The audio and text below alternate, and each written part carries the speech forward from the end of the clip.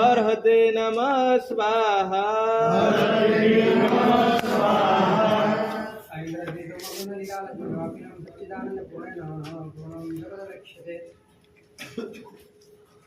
अनंत कल्याण करणारा धर्मचक्रवर्ती अधीन परमात्मा शासनी अंदर सेवेला મહોપાધ્યાય યશોવીજી મહારાજ આપણને આ સંસારના સાગરમાંથી પાર ઉતારવાને માટે આપણા પાર તત્વને બતાડતા પરમ તત્વને બતાડતા પૂર્ણતાનો ઉપદેશ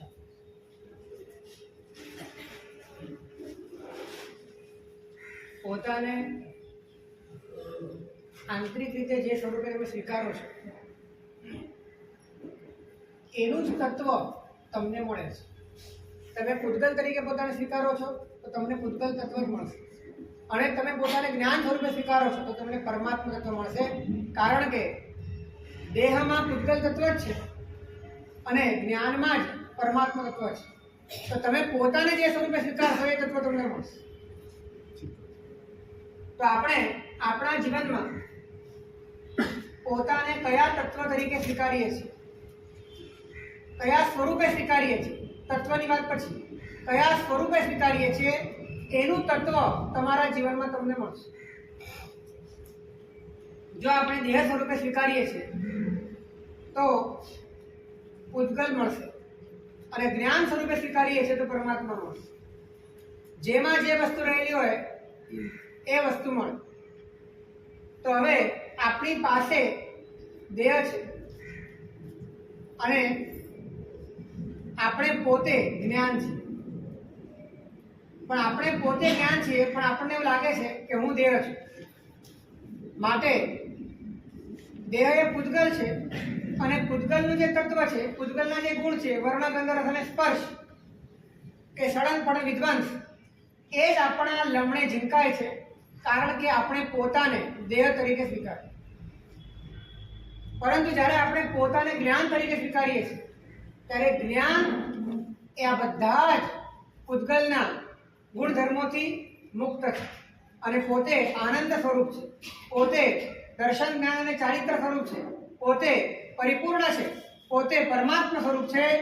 પોતાને તમે જ્ઞાન રૂપે સ્વીકારો છો તો જ્ઞાનમાં રહેલો પરમાત્મા ઉઘડે છે, પણ પોતાને તમે શરીર તરીકે સ્વીકારો છો તો શરીરમાં એ શક્યતા ક્યાંય પણ છે.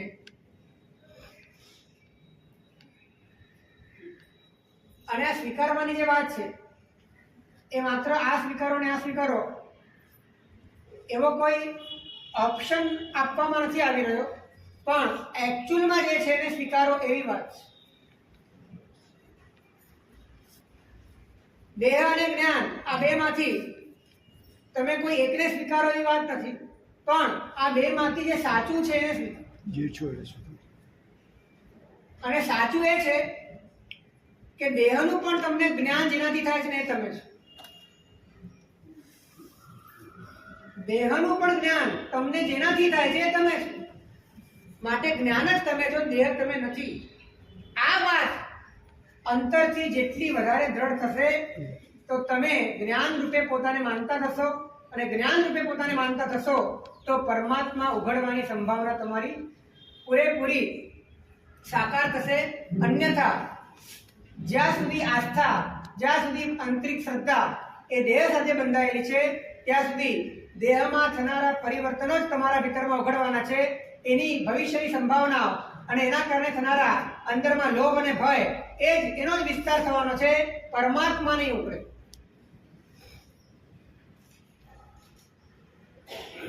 માટે પોતાને જ્ઞાન સ્વરૂપ આત્મા માન્યા સિવાય પોતાના ભીતરમાં રહેલા પરમાત્મા ઉઘડી શકે એવી કોઈ સંભાવના. કારણ કે પરમાત્મા જ્ઞાનમાં છે, પરમાત્મા પરમાણુમાં નથી. અને શરીર પરમાણુઓનો પિંડ છે, અને પરમાણુઓ બધા કન્ડિશનલી જોડાયેલા છે, કર્મના કારણે જોડાયેલા છે. ચયાપચય થાય છે. તમારા શરીરમાં આવેલા અત્યારના પરમાણુઓ અનંતા શરીર તરીકે પહેલા બનીને આવેલા છે, ત્યાંથી છૂટા પડીને આવેલા છે અને અહીંથી છૂટા પડીને અનંતતા શરીર રૂપે પરિણમવાના છે. માટે એવા જળ પરમાણુ અને જળ પરમાણુઓનો પિંડ એને જ્યારે આપણે પોતાનું સ્વરૂપ માનીએ છીએ ત્યારે એમાંથી કોઈ પ્રકારનો આનંદ, એનાથી કોઈ પણ પ્રકારની આંતરિક સ્થિરતા કે પરમાત્મા તત્વની સ્પર્શના અસંભવિત છે. માટે જ્ઞાની કહે છે કે તું ભલે શુદ્ધ આત્મા અનુભવ ન કરી શકે, પણ અત્યારે વર્તમાનમાં તું તારો અનુભવ જેના માધ્યમે કરે છે એને તો તારું સ્વરૂપ માન. તું તારો અનુભવ જેના માધ્યમે કરે છે, શેના માધ્યમે કરે? જ્ઞાનના માધ્યમે. જેના માધ્યમે કરે છે એને તારું સ્વરૂપ માનીશ તો એનું જે મૂળ સ્વરૂપ છે એ ઉઘડવાની પૂરેપૂરી શક્યતા હતી.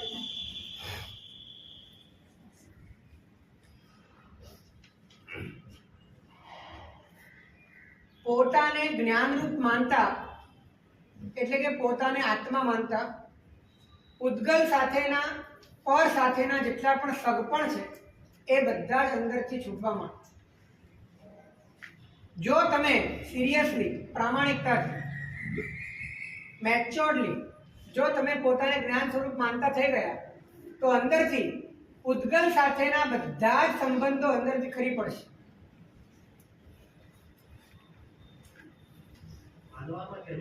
માનવામાં જ, અનુભવમાં તો પૂરું થઈ જાય બધું.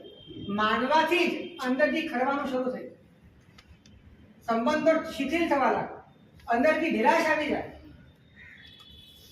કારણ કે જ્ઞાન એ કોઈ ફિઝિકલ ફોર્મ નથી. અને જ્યારે તમે જ્ઞાન થઈ ગયા ત્યારે તમે અગોચર બની ગયા. અને અગોચર તમે બની ગયા ત્યારે જેટલું પણ ગોચર છે એનો અને એનો કોઈ તાલમેલ નથી. તમે અતિન્દ્રિય બની ગયા અને જે ઇન્દ્રિય ગમ્ય છે એને બેની જાતિ મળતી નથી. બે વચ્ચેની કોઈ વેવલેન્થ જ નથી, બે વચ્ચેનો કોઈ સંબંધ જ નથી. તમને સમજાય છે? અને એના કારણે ઓટોમેટિક તમારા ભીતરમાં એની સાથેના હુંપણા અને મારાપણાનો જે સંબંધ છે એ સંબંધો ધીરે ધીરે ઢીલા પડવા. કદાચ આવો ડર છે ને માટે જ પ્રામાણિકતાથી સ્વીકાર થતો નથી. બાકી જ્ઞાન તો ઉઘાડું છે, જ્ઞાન તો પ્રત્યક્ષ છે. એટલે પોતાને જ્ઞાનરૂપ માનવામાં એવી કોઈ દલીલ ચાલે એવી નથી કે આ દેખાતું નથી, આ જણાતું નથી, આ અનુભવાતું નથી, આ પ્રત્યક્ષ નથી. એવી કોઈ દલીલ કામ લાગે એવી નથી. જ્ઞાન પ્રત્યક્ષ છે, એ પ્રત્યક્ષ છે માટે આખી દુનિયા પ્રત્યક્ષ છે. અને જ્ઞાનનું કોઈ ફોર્મ નથી, જ્ઞાનનું કોઈ ફિઝિકલ ફોર્મ નથી, એનો કોઈ આકાર નથી. અને જ્યારે તમે પોતાને જ્ઞાનરૂપ માનતા થઈ જાઓ છો ત્યારે વિશ્વના બધા જ ભૌગોલિક પદાર્થોની જાતિ અને તમારી જાતિ જુદી પડી ગઈ. આ જ કરવાનું છે. જ્યાં અંદરથી જાતિ ભેદ થઈ ગયો ત્યાં વૈરાગ્ય આવતા બહુ વાર નહીં લાગે. આપણને જે ગમે છે અને આપણે, એ બે વચ્ચેનો હજી જાતિ ભેદ સમજાતો નથી. આપણને જે ગમે છે એની જાતિ અને આપણી જાતિ એક જ લાગે છે.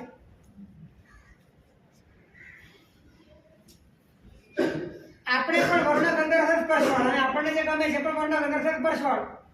આપણે પણ આકારવાળા અને આપણને જે ગમે છે એ પણ આકારવાળા. આપણે પણ જન્મ અને મૃત્યુવાળા અને આપણને જે ગમે છે એ પણ ઉત્પાદન અને વિનાશવાળા. જાતિ એક છે. જાતિ એક થશે ત્યાં સુધી સંબંધ ઉભો રહ્યો. જાતિ ભેદ થશે ત્યારે સંબંધો ખરી પડે. અને જાતિ ભેદ ત્યારે જ થશે જ્યારે તમે પોતાને જ્ઞાન સ્વરૂપ માનો. અને તમે એકચ્યુઅલમાં છો જ, એ જ તમારે માનવાનું છે. કોઈ આની અંદર તમારે કલ્પના નથી કરવાની, તમારે કોઈ ઇમેજિનેશન નથી કરવાનું, જે છે એ માનવાનું છે.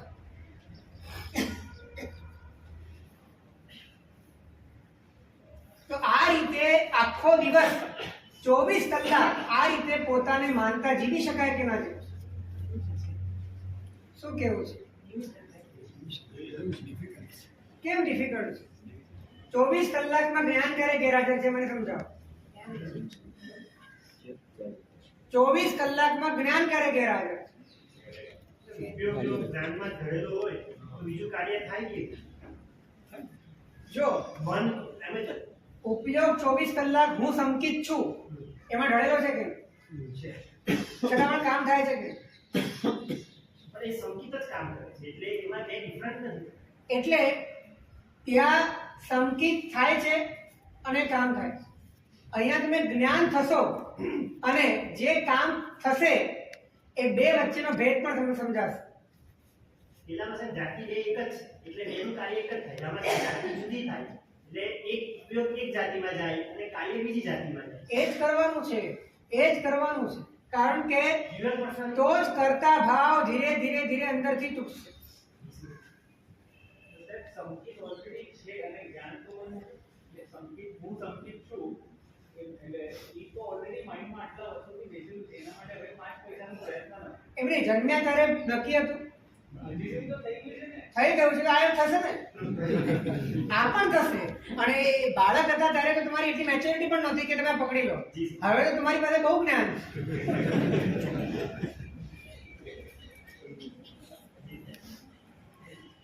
એટલે થશે અને થશે એનો ચમત્કાર જુદો હશે. કેમ કે પેલું તો તમને કોઈ કે આપેલું ભાડુતી નામ, ભાડુતી આઈડેન્ટિટી, એને તમારે એક તો પકડવાની, સ્વીકારવાની, સેટ કરવાની, માનવાની અને પછી એના આધારે આખો વહીવટ ચલાવવાનો. આખી પરાધીનતાનો સંસાર છે. અહીંયાથી નીચે ઉતરશું ને જેવા પાના કરવા બેસીએ તો હવે એ જ્ઞાન સ્વરૂપ વપરાય છે કેવી રીતે? તમે જ્ઞાન સ્વરૂપ છો એવું તમારે જ્ઞાનને સમજતા નક્કી કરવાનું છે, નહીં કે માત્ર બુદ્ધિમાં તમારે ગોખી મારવાનું છે કે હું જ્ઞાન સ્વરૂપ છું. સમજી લો તમે જ્ઞાન જે તમારું છે એને તમારે સમજવાનું છે. કેમ કે તમને સમજણ તો પડી રહી છે. આ સમજણ પડવાનું જે જ્ઞાન છે એ જ્ઞાન મારું સ્વરૂપ છે.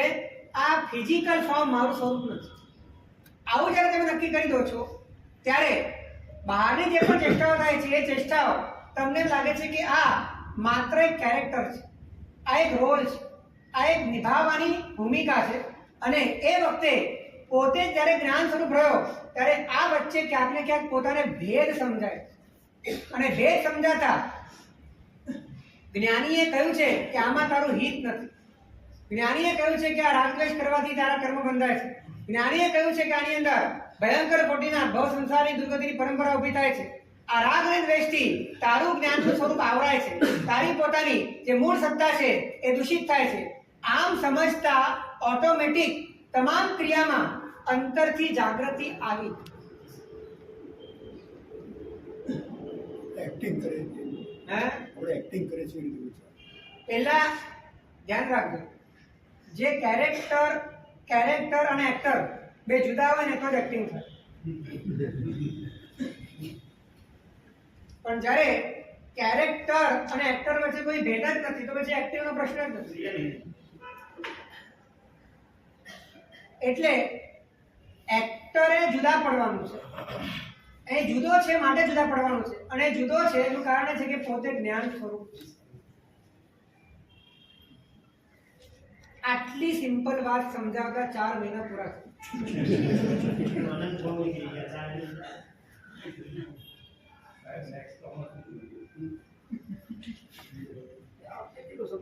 શું કરશો? હકીકતમાં જ્યારે પણ જેને પણ આ વસ્તુ સમજાય છે ત્યારે એને ચંદ સેકન્ડોમાં જ સમજાય છે, પલકારામાં જ સમજાય છે.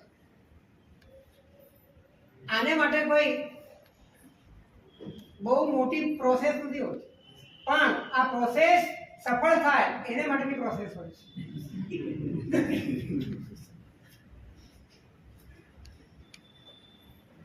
એક ઘડતર ભૂમિકાનું કરવું પડે છે.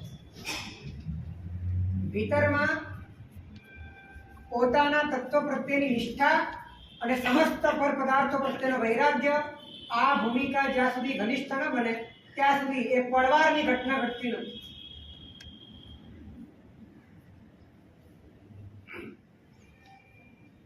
પોતાનું એ જ સ્વરૂપ સાચું છે જેનો નિર્ણય થતા બહારથી જોડાયેલા તમામ પદાર્થો સાથેનો સંબંધ છૂટતો જાય.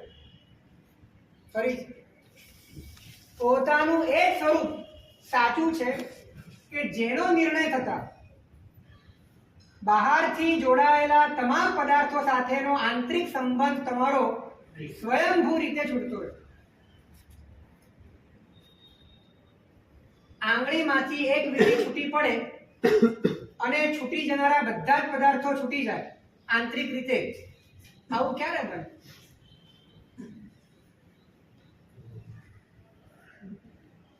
તમારું તો કેટલું બધું છૂટું પડી ગયું છે.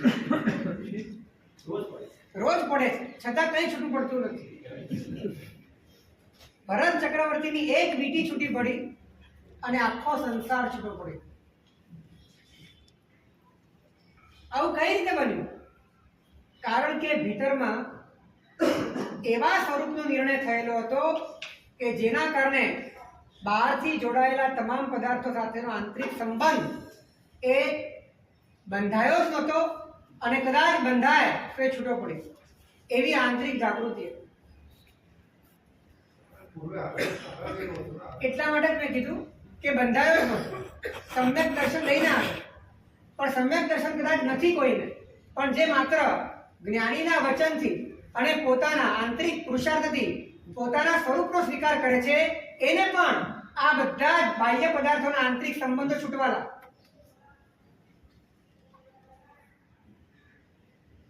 એટલે તમારે આટલું જ નક્કી કરવાનું કે મારા ભીતરમાં જો કોઈ પણ બાહ્ય પદાર્થો સાથેનો સંબંધ જોડાઈ રહ્યો છે તો ક્યાંક ને ક્યાંક હું મારા પોતાના સ્વરૂપને એ રીતે નક્કી કરી રહ્યો છું કે જે મારું સ્વરૂપ સાચું નથી. ફરીથી, જો હું કોઈ પણ બાહ્ય પદાર્થોની સાથે જોડાઈ રહ્યો છું તો સમજવાનું કે હું મારા સ્વરૂપને એ રીતે નક્કી કરી રહ્યો છું કે જે મારું સાચું સ્વરૂપ નથી.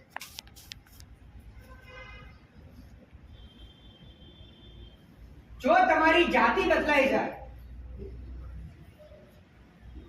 ફક્ત શરીર તરીકે બધાની જાતિ સમાન છે, મનુષ્ય તરીકે પણ સમાન, બધાની જાતિ સમાન છે, કદાચ દેશ તરીકે પણ તમારી જાતિ સમાન છે, પણ ભાષાથી અને સંસ્કારથી તમારી જાતિ જુદી હોય તો પણ તમારા સંબંધ નથી હોતા. તો જ્યારે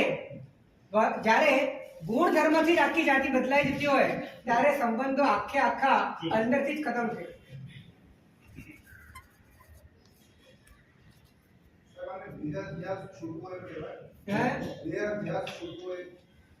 જો દેહાધ્યાસ દેહમાં રહીને છૂટે, દેહને હું માનતા છૂટે, દેહને હું માનીને દેહને કષ્ટ આપતા છૂટે, દેહને હું માનીને બહુ જ શરીરને પીડા આપવાથી છૂટે, અને પીડા હું આપું અને પીડા હું સહન કરી શકું, ત્યારે એવું માની લઉં કે દેહાધ્યાસ છૂટી ગયો એટલે છૂટી જાય. આવી પણ કેટલીક ભ્રમણા છે કે શરીરને હું પીડા આપું અને પીડા આપું એ વખતે હું સહન કરી શકું તો સમજવાનું કે મારો દેહાધ્યાસ છૂટ્યો. પણ એ વખતે આંતરિક પોતાનો અભિગમ તો એ જ છે કે હું, એટલે તમે તમારા દેહની કેપેસિટી વધારી છે, દેહાધ્યાસ નથી છે. તમે તમારા દેહની ક્ષમતા વધારી છે, દેહાધ્યાસ નથી છે. એટલે જ અજ્ઞાનીએ કરેલું કષ્ટ એને તપ નથી કહેવાતું, એ રાંગણ છે. કારણ કે માત્ર ક્ષમતા, શારીરિક ક્ષમતા, માનસિક ક્ષમતા, પૌદ્ગલિક ક્ષમતા વધારવાનું કામ કરે છે. આત્મિક ક્ષમતા ત્યારે જ વધે છે ત્યારે પોતાના આત્મ સ્વરૂપને કેન્દ્રમાં રાખીને ત્યારે પોતાની આંતરિક રીતે તિતિક્ષા થાય.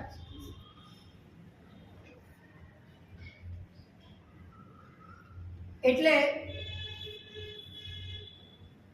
જ્યાં પણ આપણે આંતરિક રીતે ક્રોધ, માન, માયા, લોભથી, રાગ, દ્વેષથી, કામ, ક્રોધથી જોડાતા હોય અને એ વખતે જોડાણ જેની સાથે કરતા હોઈએ અને જોડાણ જે બનીને આપણે કરતા હોઈએ ત્યારે જો આપણને ખ્યાલ આવે કે હું તો માત્ર જ્ઞાન સ્વરૂપ છું, ત્યારે ખ્યાલ આવે કે ઓ જાતિ જ જુદી છે, બેને નાને કંઈ લેવા દેવા જ નથી, તો પછી આ રગડો ઝઘડો છે ને, તો પછી આટલો બધો પરિશ્રમ છે ને, તમે જે છો એને તો કશું જ જોઈતું નથી, તો પછી આટલો બધો ઉકળાટ, આટલો બધો ઉભરાટ શેને માટે? પળવારમાં બધું જ ઓસરવા લાગે. એટલી બધી તાકાત પોતાના સાચા સ્વરૂપના નિર્ણયમાં. અને આ નિર્ણય પણ એવો છે, હજી અનુભૂતિ નથી થઈ. કરેક્ટ. અનુભૂતિ નથી થઈ, માત્ર તમે નિર્ણય કર્યો છે. નિર્ણય કરવાથી પણ આટલું બધું ચક્કરડું ફેરવાઈ જતું હોય.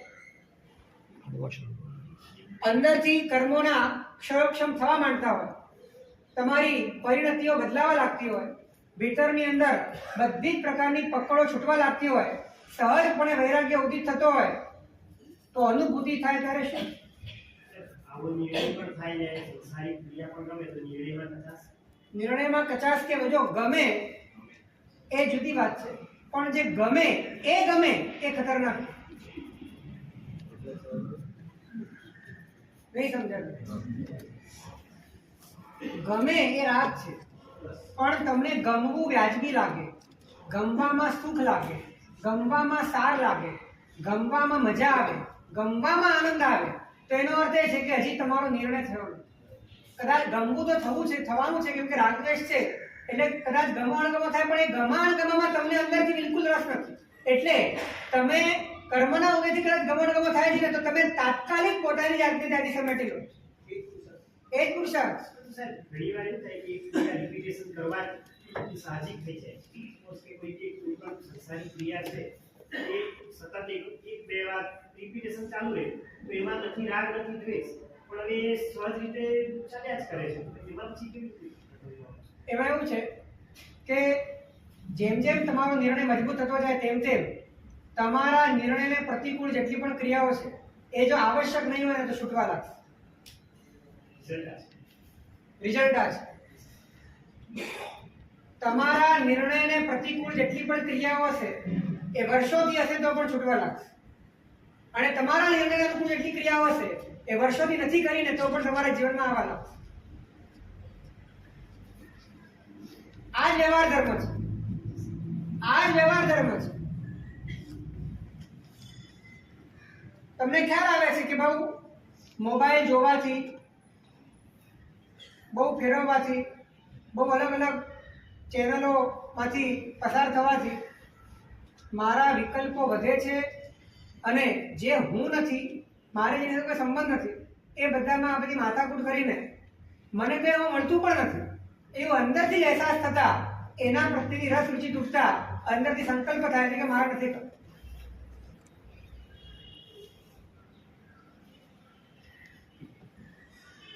જે પાપનો અર્થ જ છે જે તમને તમારાથી દૂર લઈ જાય, બધું જ પાપ. જે તમને તમારાથી દૂર લઈ જાય બધું જ પાપ, અને જે તમને તમારાથી નજીક લઈ જાય બધો ધર્મ.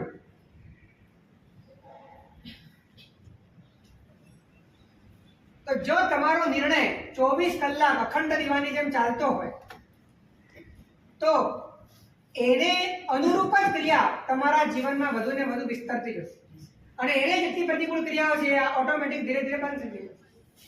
આ જ વસ્તુ આગળ જતા ચારિત્રમાં રૂપાંતરિત થઈ.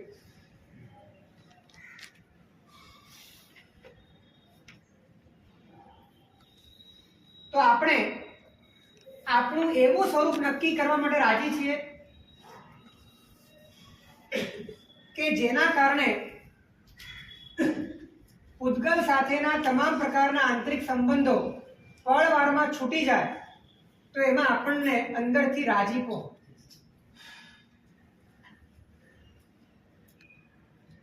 હા કે ના?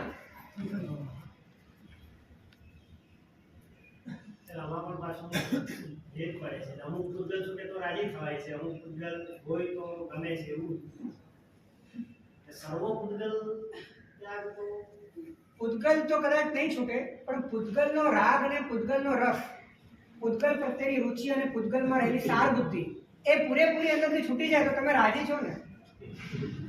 સર્વ પૂતગલ. હા, સર્વ પૂતગલ તો નથી છૂટવાના. જ્યાંથી મોક્ષ નહીં જાઓ ત્યાંથી પૂતગલ નહીં છૂટે, પણ પૂતગલ પ્રત્યેની જે સાર બુદ્ધિ, સુખ બુદ્ધિ અને સંબંધ બુદ્ધિ છે એ અંદરથી પૂરેપૂરી ખતમ થઈ જાય તો તમે રાજી ખરા? શું કેવું છે?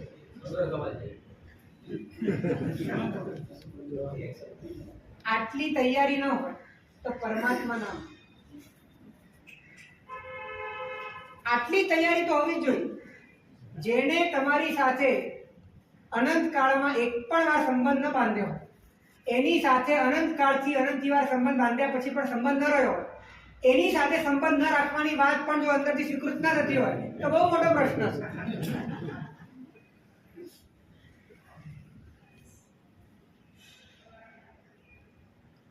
તો સમય થઈ ગયો છે બકુલભાઈ. આજે હાફ સેશન છે.